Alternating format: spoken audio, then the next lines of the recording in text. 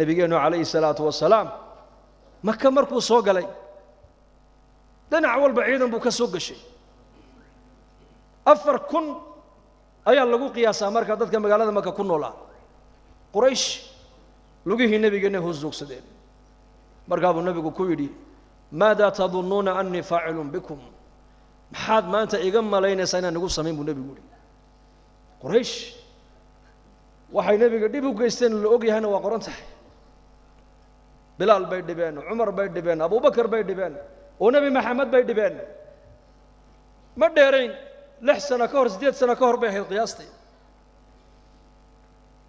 maxaad u malaynaysaan maanta inaan nagu samayn maxaad iga filanaysaan